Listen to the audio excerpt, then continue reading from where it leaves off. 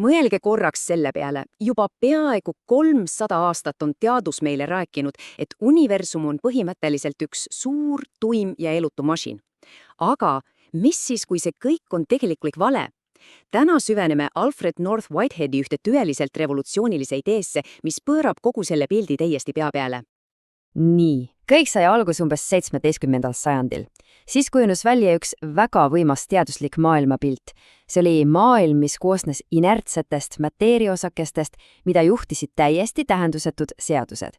Ja kõik see, mis teeb meie jaoks elu elamisväärseks, teate küll, värvid, helid, lõhnad, see kõik ei olnudki tegelikult päriselt olemas. Need olid pelgalt meie enda meelte subjektiivsed projektsioonid. Ja just see ongi see küsimus, millele me täna keskendume. Mis siis, kui universum ei olegi mingi tuimas masinavärk, vaid midagi palju enamat? Mis siis, kui meie enda kogemus maailmast, see värviline, helisev, elus maailm, on tegelikult tõele palju lähemal, kui teadus on meil seni lubanud arvata? Okei, aga et aru saada, kui suur see uus visioon tegelikult on, peame kõigepealt vaatama seda vana pilti. See on see maailmavaade, mida Whitehead nii teravalt kritiseeris. Teaduslik materialism, mis kujutas universumi ette kui hiiglaslikku, täiesti ennustatavat massinat. Ja teate, see kõik käis tegelikult uskumatult ruttu. Väga lühikese ajaga ehitas rida geeniuseid, alustades Kopernikust ja lõpetades Newtoniga, üles täiesti uue maailmapildi.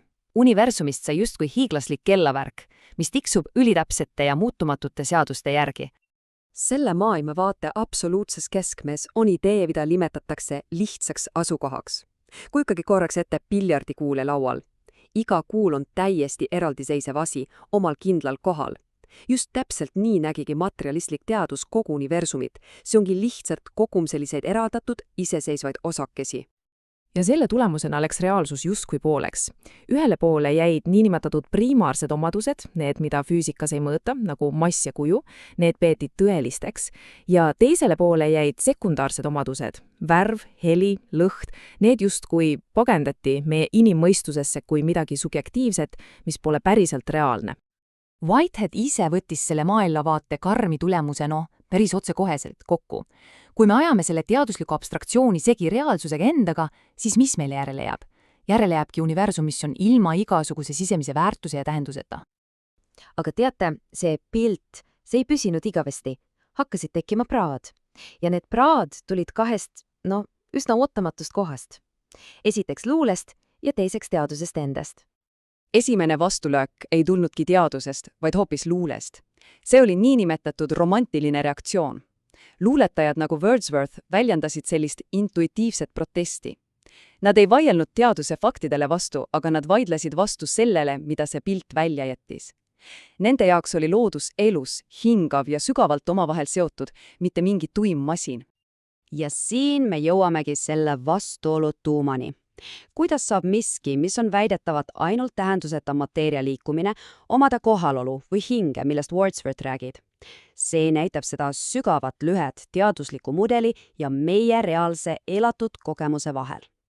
Ja siis, mis on eriti irooniline, hakkas teadus iseendale vastu töötama.